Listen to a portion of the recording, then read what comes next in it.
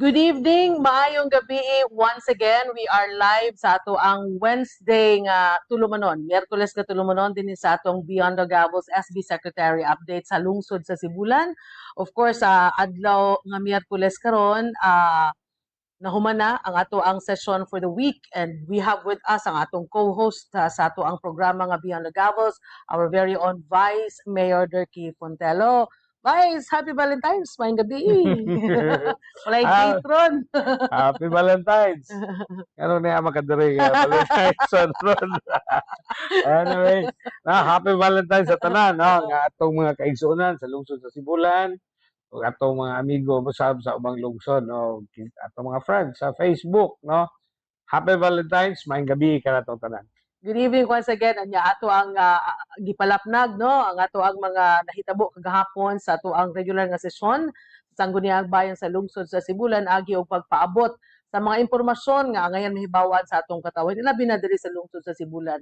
Katong wala pa naka-follow sa ato ang page, you can actually click follow and share. Na po tay YouTube channel, you can actually click follow and share sa ato ang page o sa atong YouTube channel para mas mapaabot pa nato sa kinabag-ang duot sa katawan nila bina ang mga Sibulanon nga wala dinhi nanarbaho to sa layong dapit or to abakaha sa laing nasod para po sila mahibalo sa ginagmay, bisan ginagmay pero dako kayo kinig impact tungod kay ato ang ipaabot sa ato mga karawhan nga we have a working Sangguniang Bayan sa lungsod sa Sibulan. Yes, bye. So let's go to the topic, no? Kagahapon usa sa mga gihisgutan mao kining gipaabot sa ato ang Sangguniang Bayan tungod kay ni duol ang mga nigamit ang ato ang multipurpose and evacuation center din aduna tay dako diha standard nga covered court nga gamiton pod sa mga ato ang mga sports enthusiasts sila bina sa mga mahilig sa basketball ug volleyball mugamit sila dinha so naay gipaabot sila nga medyo taas ra kuno kayo ang rate nato by sa base sa gipabot nila kang Konsehal Bong Abada. So this was taken up as a part of our committee report kagahapon adlaw, Vice. Yeah, kagahapon adlaw actually gi-bring up ni Honorable Bong Abada tungod nga doon na po'y mga niduol niya nga mga katawhan nato nga medyo ni Chabaw nga medyo taas kuno ang atong rental fee sa ato ang gymnasium, no? Doon na maguna siya rates nga atong gipalapnag din ha unya murag something like 300 plus per hour. Naay daytime na siya Daytime rates. use naapod siya nighttime use, no? So na magdiferensya ang rate sa buntag ug sa gabi. Correct kay sa gabi obviously magamit ta og kuryente, no? So mao nang naay ingon ana nga rates, no? Unya nabutang na maguli sa atong tax ordinance apil na siya daan nga doon nag-rates din ha. Sa to pa og mogamit ta o kinsay mogamit ni ana doon na siya balayran on a per hour basis. Now karon nakadawat man og reklamo si Councilor Bong Abada, no? May gabi Konsehal Bong og naglantaw mangani ka, no? Naghangyo sila nga og mahimo butang gamayng adjustments, no? Kay taas ra kuno kayo labi na gyud og ato mga kabatan-onan dinha mo gamit magdula. Medyo dili ma-afford kay karamitan biya ni mga estudyante, no? Of course napoy uban nga mga katrabaho na kanang mahilig sa basketball, volleyball, mogamit pud na sila. Now mao na siya nahimong unod, no? Sa committee meeting nga conduct sa ato ang Committee on Finance, Budget and Appropriations o Committee on Public Utilities, Facilities and Franchises. No, kinsa may gahead niyan ang duha nato ka konsehal si Konsehal Mark Bangirigo o si Konsehal Bong Abada. Now, dito sa discussion, dito sa discussion kahapon sa sesyon, although pa ni mahumantanan, no? among nakita nga ang murag majority opinion sa atong mga konsehales, no? Sa atong mga konsehales, majority opinion nga murag tungod kay ang atong direction, no? Atong ipalayo ni atong mga kabatanunan sa drogas, no? So sports gyud ang kalagmitang ikalagbo ni ana, no? Correct, Sports. correct. Now, we will make it as easy as possible for them to have access to sports facilities, no? So ang initial, no, para lang sa kasayuran sa itong mga kaigsunan, ang initial nga na-discussan kapon nga although dili pa to final, no, we will conduct further study. Ang initial nga na-discussan was that og pananglit ang activity sports, pananglit og activity sports, nya labi na gikan sa itong mga kabatanunan, SK, kaya itong mga batan, no? LGU initiated. LGU initiated, barangay initiated. Dunay mga suggestion gahapon, which atong seriously consider nga i-waive na lang ang balayran, no? Dili na pabayaran og LGU initiated, barangay initiated, mga batanon nga kabatanunan ang magdula, i-waive na lang siya. Iyang per hour. I-waive ang per hour. So however, naputoy caveat, Vice, no, nga if barangay initiated pero fundraising murag mopasulod sila og mamahimo og fundraising activity, that's another thing to be. That's another story. Paranglit og magpabayli. Dili na pwede, dili na libre, no? O magpabayli, magpabanda. Mga na activities nga mag-raise og funds. Ato na silang pabayaron sa normal rate. Ang kontra dito is sports. Correct. Sports. O pananglit na ay mga commercial tournaments, pananglit nga gi-sponsor og mga private groups. Of course, they have to pay. Kaya magpabayad man pula sila og entrance fee. Correct. So, ingon niya na ang more or less ang atong gidiskusan. Kabahin ni ani. Now, we would need your suggestions also. Dito po na ito gapon na diskubrihan, no? Somehow we need to do some corrections guys sa atong operation sa gymnasium. Ano man. Dito ta nakaibalo kapon nga kini sa mga nakasulod din sa atong gym, no, nakakita man mong naatay duha kadagko kay dihang ceiling fan ang tawagan na limot man ko. Anyway, there's a name for that, no. Kanang dako kay natong ceiling fan niya. Ang switch ko no ni ana can be easily accessed. No, bisag kinsa ray mo on, mo off, no. So somehow we need to correct that, no. Niya ato pong na-discoveryhan gapon and nga wala na tayo murag gym manager pinha. Excuse me. Wala tayo gym manager. So dito nakita na to nga murag there is a need already. Yes. Kaya bisag kinsa ray mo on off anang atong mga suga, electric fan, somebody has to take charge ana. Right. So it will Vice, no, kung ang ceiling fans nato tungod sa kadako sa iyang motor. Big ass ang ngalan. Big ass. They call that big ass. Dako siya consumption sa kuryente, no? And ang atong mga sugatanan kung magsigasag siya, dako sa consumption sa kuryente. So walay magtutok ana. Normally dako ko kayo og kuha magbayad pod ang munisipyo. So it's still government funds ang atong ibayad niya na. So somehow ang Sangguniang Bayan sa Sibulan has found a way to regulate that, and hopefully in the next session, Vice, makakuha na ta sa katong gi-suggest sa ubang mga Sangguniang Bayan members with regards to this concern. Yeah. So hopefully after the next maybe 2 more sessions basing ma-corrected na nato na. Correct. Incidentally atong gitagudala, no, ang issue nga gi-bring up sa atong mga pedicab drivers. Pedicab drivers na to. Excuse me. Ang atong mga pedicab drivers, akong nahimamat, no? Istorya sila nako nga especially nga January, February season renewal sa ilang mga permits, no? They shared with me, lagi ko gipakita ganing og resibo si Bonnet Grabador, no? Bonnet Grabador sa Tugtubon, no? Sana siya mga leaders sa atong mga pedicab drivers, no? Excuse me. Iyang gipakita nako ang iyang resibo. Unya nakabutang dito sa usa sa mga gibayran niya. Pag-renew niya sa permit sa iyang pedicab, na dito'y garbage fee. Garbage fee nga 234 pesos. Okay. Garbage fee nga 234 pesos. Ingon siya nako, Vice. Nga naman may mobayad o garbage fee nga wala man kolektahan ang among garbage. Diba? When you pay garbage fee, sa ito pagikuha na sa barangay or sa LGU, kuha ba na ikunota? Yung kubitaw, no? 234 pesos. Now, they're paying something nga wala na to serbisyo eh. So, ingon siya, lantawa na gawin ninyo kusob. Lantawa kusob. So, amo na lang ning gitagodala kay we might amend the tax ordinance of the municipality kabahin atong gym. So, posibleng Yes. gitagodala na lang po ni siya o i-amend manggaling nato. I think we had a consensus already. It's still in the omnibus tax code na to, mga advice, no, ang katong provision nga nagkuan sa ato o naghatag og otoridad sa ato ang buhatan sa tesorero nga mo maningil sa garbage. Correct. Naaman siya sa tax sa omnibus nato. Pero salamat kang Mr. Gabador for bringing that up with you.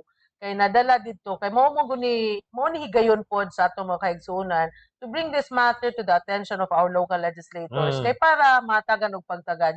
Maybe na overlook lang ni but with your concern nga dadala din ni na matagan og pagtagad. So moving forward, Vice, we look forward na maamendahan unya murag malibre, although gamay tingali ni nga amount for some, but this is big, especially sa ato ang mga tricycle operators and drivers. Dili gyud pud fair nga Dili kolektahan pud, sa ana, no? oo. Now, atong kwentahon pila man gyoy ma-generate anang garbage fee. Pila may revenue nga mosulod garbage fee sa pedicab. There are 300 pedicabs. 234 times 300, 70 mil siguro. 70,000. Gamay ra kaayo ba? Gamay ra kaayo nya. Dili gud maayo pod nga mag-collector ta og something nga wa na to serbisyo. So, angayan ra pod. I think it was the consensus nga ato ni amend din ha, no? So, muna itong pagpahimalo sa atong mga pedicab drivers din ha nga naminaw, atong mga amigo din ha nga ato ng koreksyonan, no, ang ilang sitwasyon nga dili na angay kolektahan o garbage fee. So, atong hulaton ang chairman sa Committee on Budget and Appropriation kasi atong natahasan na ni Vice, imong natahasan nga to look into this matter and possibly introduce amendments sa atong omnibus tax code sa lungsod sa Sibulan. Yeah, si Councilor Mark Magkirigo. Maayong gabi, Attorney Mark, no, Councilor Mark, o galantaw ka karon, maayong gabi din na. Right. Sige. And we will also discuss, Vice, kining ang katong proyekto bitaw sa DPWH nga nangayo ang DPWH og resolution interposing no objection sa proyekto Seawall Project. Actually, usa ni sa proyekto sa DPWH gitawag nila og Sustainable Infrastructure Projects Alleviating Gaps or SIPAG unya. Ang ilahang tumong nga mabutangan og seawall kanang mag-connect diha sa baba sa Ocoy River going to the Looc side unya dili wala man gud nabutang sa ilang letter, Vice, no, nga how many meters, how much will it cost, pila ka ang gilayon o ang determination og asa gyud exactly until such time nga napatawag nato sa sanggunian ang mga sakop sa ang mga personahe, mga opisyales sa DPWH to discuss this matter during the question hour last week. Yes. Doon na magoy proposal, no, ang DPWH, no, nga magama din na og flood mitigation structure. In short, seawall. Seawall, no. Mga ibutang din ha sa Barangay Looc. Ang among problema ato at the time initially was wala ni kabalo exactly asa ibutang. So, may magud po tong kahibalo ta kay og asa gibutang kay para makalantaw ta og feasible ba insakto ba nga mao gibutangan, no. So atong gibuhat atong giimbitar ang mga taga representatives sa DPWH unya when they were here na desisyonan nga magmitingan na lang gyud didto, lantawo na lang gyud didto og asa gyud exactly, and at the same time public consultation. Correct. So it did happen gahapon, no. I was not there, wa ko kalugar kadto gyud, wa ko kaapas. But I understand nga dito sila. Ang atong konsehal sila Councilor Dennis and I think si Councilor Mark also niapas siya human sa iyang meeting diri Mm. para makapaambit pod og makadungog ug unsay gidiskusyonan dito sa barangay hall sa Barangay Look. Yeah. And I understand nga murag nahimo na tong public consultations na sila yung mga suggestions ang atong mga residente dito. Mm-mm. Di na ko kay ka-remember how much was the amount sa project. Mm-mm. Well, initially niingon tong taga DPWH, if I remember it right, nga around 100 million. 100 million. Oo, Anya, I remember I asked og pila to ka taas, unsa ka Oo. taas. Now they said it's 100 meters. So itong gi-compute na Ay papila ng 100 million 100 million. divided by 100 meters. Where 1 meter is equals to 1 million. Dili kay ko bright og math ha, pero where na so 100 meters, yeah, 100 million. 1 uh, million per meter. so 1 million per meter. So, Well, wa man ta kay balo po how do they usahaw na Yes. nila pagtrabaho basig taas kaayo whatever. Ug unsang klase hapon sa But this is just to inform our constituents po nga mao na yung project. It's a 100 million project and 100 meters in length seawall. So para makahibalo ato mga katawan. Now, we're looking at ang istoryan gahapon is that we will be waiting for the barangay resolution barangay resolution. na maoy resulta sa discussion in the morning so that ma-forward din nato so that ang mga sakop sa konseho maka-decide whether or not they will issue a resolution interposing no objection to the project. Yeah, because the project needs a resolution interposing no objection. Pasabot niya na nga ang konseho nato sa lungsod ug ang barangay council sa Look wala mo balabag sa proyekto, no? Muna resolution nga wala ta gabalabag sa proyekto, no? And that we're okay with it, no? So they will proceed as soon as they have those resolutions. Yes, daghan pa pong mga requisitos nga i-comply before pa masugdan ang maong proyekto. Kuan manggod kani manggong Look or actually Sibulan is part of the Tanyon Strait Protected Seascape, TSPS, no? So kinahanglan pud ang pagtugot, no, sa atong Tanyon Strait Commission. Tanyon Strait Commission kinahanglan pud ang pagtugot before mo proceed ang any project nga naa dinha labi na sa atong kabaybayonan. So mao nay atong gidiskussan kagahapon adlaw as far as this project is concerned. Okay. So another thing, Vice, I think this is very good news para sa ato ang mga kaigsuonan sa Barangay Kangmating. Aduna nay nipadangat manggod og resolution ang konseho sa Barangay Kangmating requesting the Honorable Mayor Pepe Viera and the Sangguniang Bayan of the Municipality of Sibulan to augment allocated funding for Yagyag Festival 2024 for enhanced cultural celebration. And Vice, please elaborate on this. Yes. Actually, gasugod ni ilang request. Although karon ra gyud na nga nay resolution the previous year 2022. 2022 na-request na sila og augmentation. Kaya over the years ang atong assistance, no, sa ilang Yagyag Festival gikan sa LGU Sibulan, gikan sa munisipyo, ang assistance was only 50,000 over the years, no? Meaning every time mag-Yagyag Festival doon ay assistance na nga 50,000 dito. Now nagkataas na ning mga galastuhan, no? Nagkataas na. In 2023 verbal na to nga request, no? Gitakol diri sa Sangguniang Bayan ang nagdala niya na si Councilor Dingdong Ang, no? Pagpahibalo nga naghangyo sila pasakan, no? So at that moment naka-decide din ang konseho nga abi ninyo ang mag-decide magud sa finances, no? Finances, power of the purse naa sa kamot sa Sangguniang Bayan.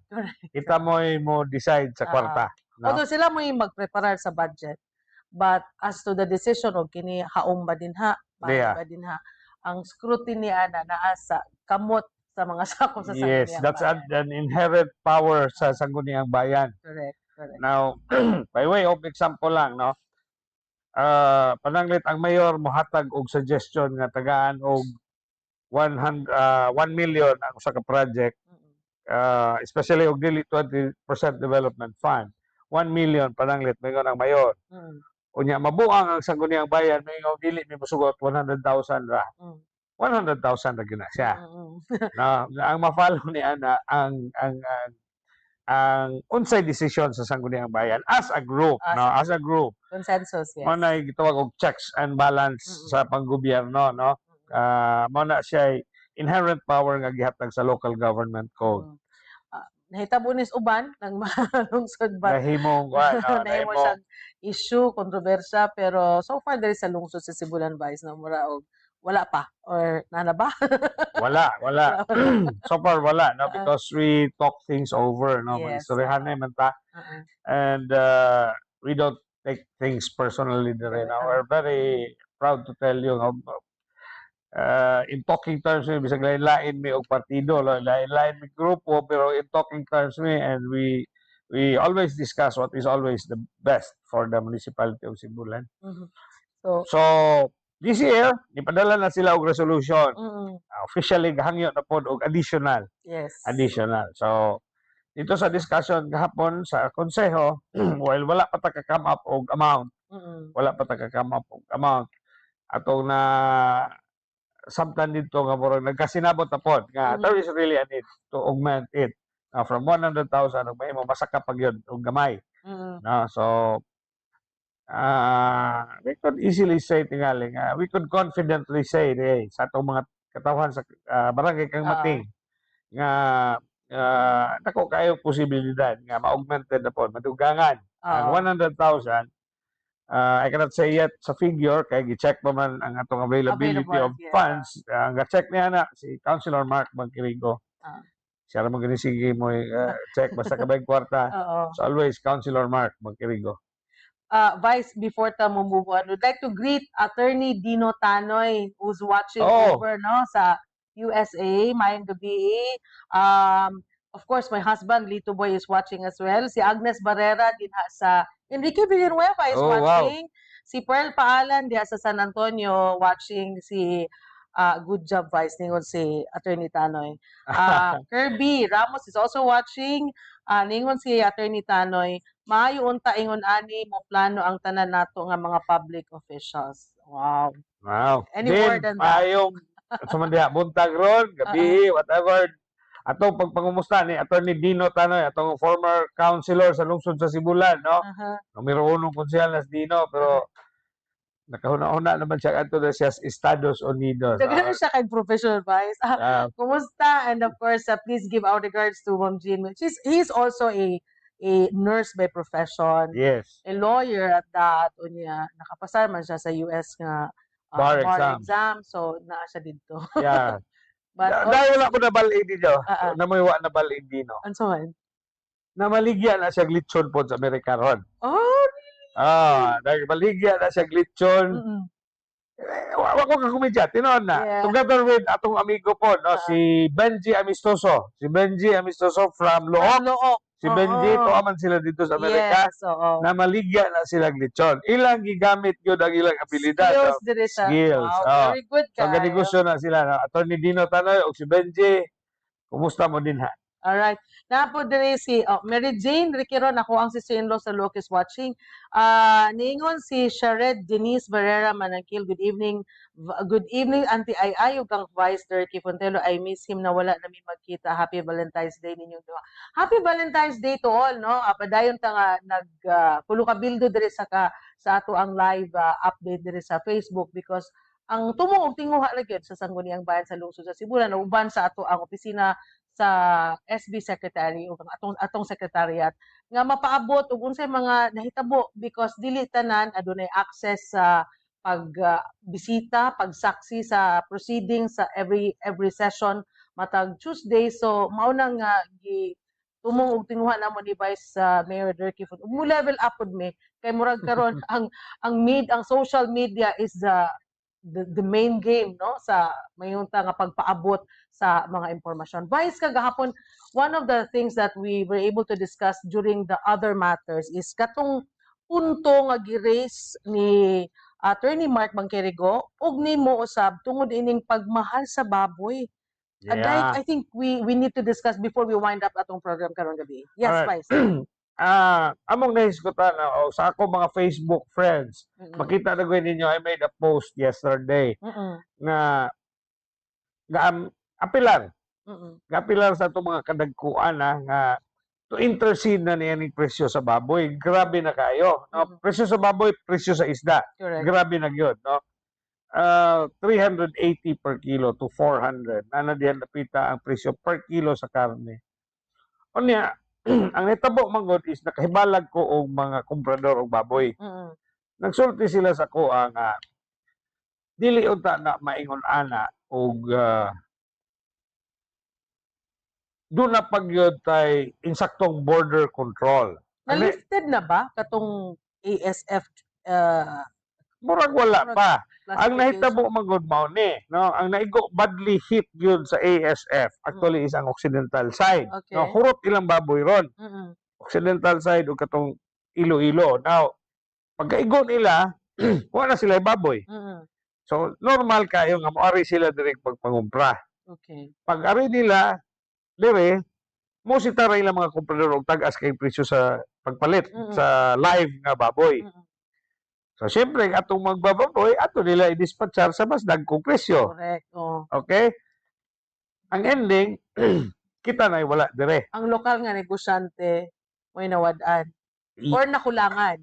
Ang atong mga konsumidor, malay mapalit, gihandos naman dito, makapalit na mahal. Mahal. Ang atong mga komprador dire is local, nga paliton, mamalit, dayong ilang ibaligya na po dire, are forced to really lanat po sa presyo. Mm-mm. Anay mga gikas Manila ganihay nga rin na po, Yan ang pagmangumpra. So pwede na dieng mo pagawas og baboy. Actually, dili. Ah. Ang sulti atong akong amigo nga komprador, daghan na sila alagian Vice nga dili na sila madakpan. Oh. Unya katong akong amigo tried nga mo import na pud lamang siya baboy.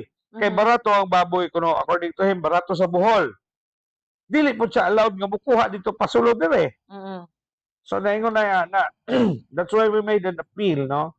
Nga basig pwede nga ang ato ang mga kadagkuan di maguni kaya sa atong level. Yes. Dili kaya sa atong Ang level. border controls Vice wala sa ato naa sa provincial level. Yes. So when Attorney Mark suggested nga ipasulod og committee siya para nga ma-estudyuhan, utong ningon ko nga mo diretso na lang tagpasar og resolution requesting the provincial board to look into the matter. Para diretso na. Diretso na kay okay, mag-committee meeting ta dire. Unsa ato masabutan dinhi? Kuto ra man pud ta simulan. This needs a bigger mas dako mga scope sa pag-intercede. At least ang lungsod sa Sibulan Vice with you and the rest of the members of the Sangguniang Bayan maka-trigger ta sa positibo niya nga impact niini especially kung Bason. ano na border control. Bason. I heard Vice ang lechon tong gingon mato ni Lechon. 800 ang kilo. Ang per kilo nga lechon kana namang gilechon na ba? Mahal Si siya. Attorney Mark hilig magugay naglechon. Kung kami wala pa may mga medications, hiliga po na mong lechon. Unya, ako na pud lamang gi-papil, no? Og look into kini pong presyo sa isda. Grabe po kayo. Everything is mahal. Ihalason 260. Unya, nakato magugos Mindanao a few months back. Barato Pagkato kayo dito, di ba? Katos ra gyud kapin ilang mga isda dito. Okay, granting nga gikan dito ng atong mga isda uban dalon dire. Dili pud mo dubli ng presyo. Palirag yung grabihag yun. So we would grabe ra gyud. So we would need really the higher ups to baso na lang og ilaning aksyonan, no? Kay grabe na gyud. Kadtong akong amigong komprador ningon siya nga wa ra may kaso nako kay mapatong ra man ko. Pero actually sa lahutay, ang ending dili na mamalit ang konsumidor. Correct. Kaya dili naman kaya. Dili na kaya. So, bason lang, no? But ang inyong Sangguniang Bayan ipasar og resolution requesting the provincial government to the provincial board no, to take action already and look into the matter. Humana ang resolution, Vice, ni pirma na ko ganina. All Punta right. na to nimo. Okay. So Oo. ato tong dalion ugma pirmahan to then i-forward na dayon sa sangguniang panlalawigan. Yes. Maybe we'll make some representations ito para ma-take up dayon nila. Mondays man ang ilang Ilahang session. session. So, mapirmahan to nimo dayon ato matransmit dayon dito sa kuan. Yeah, I think SP. i-hand-carry na lang dagway ako para Yes. makaistorya ko ni Vice Governor Guido, Vice Mayor Jake Reyes. Reyes, Vice Governor Jake Reyes. Mao na siya, no? Ubay-ubay, but ang ato ang usa sa kadaghanan sa ato ang mga gi-tackle kagahapon sa session are mostly memorandum of agreements, mga regular lang mga transaction from the mayor's office authorizing him to enter into mga lease contracts and all nga dili controversial. So but these are the salient topics and the discussions nga amo ang giisgutan sa regular nga session kagahapon, guys. I was looking at the camera, no, dili maklaro kay di mo ipalit nga balon. Dili maklaro ang Thank you to balon. Lovely and Salamat kayo sa atong mga staff dinhi. Kaputawa Valentine's ko kay tan-amon ta. Lovely and Queenie kay diri ra mi ko Valentine's. Actually, pula ko pero di ko ni Jenny pula malun. Color blind ko. So anyway, dili ra to dugayon kay kining atong mga nagtan-aw, no? Manuroy pa ni, no? Masuroy pa ni sa atong manihapon, no? This is actually an occasion for I to kuan ba kanang mayra gyud tong we spread love, mayra gyud tong walay mga kontra, mga amigo ra tanan. Mulambo gyud ang atong lungsod ug atong katilingban basta ingon ni ana, no? We're happy nga dinhi sa lungsod sa Sibulan, we're actually okay ra gyud, no? We're Correct. okay ra. So although magdependensya sa mga pagtuo ilabi na sa lihok sa politika atong political landscape, but at the end of the day ang atong mga opisyales din are really talking and discussing and moving for our progress. So that muna ang ngayon pasalamatan nato. Spread love, not hate. Yeah. All right. So there you have it, bye. Salamat kayo and sa ato mga nagtanaw karon sa atong Facebook Live following sa ato ang programang Beyond the Gavels, the SB Secretary updates. We hope you can actually spread and share sa ato ang page so that more and more people can discover and will be able to be informed kung unsay gidiskusyonan, gitrabahoan sa ato ang mga opisyales sa lungsod sa Sibulan. All right. So with that, daghang kay salamat. May gabi ka na tong tanan. Unya Agnes Barrera na aman ka dinha, no? Si Agnes is from Sitio Kalinawan in Barangay Dubdub na naron.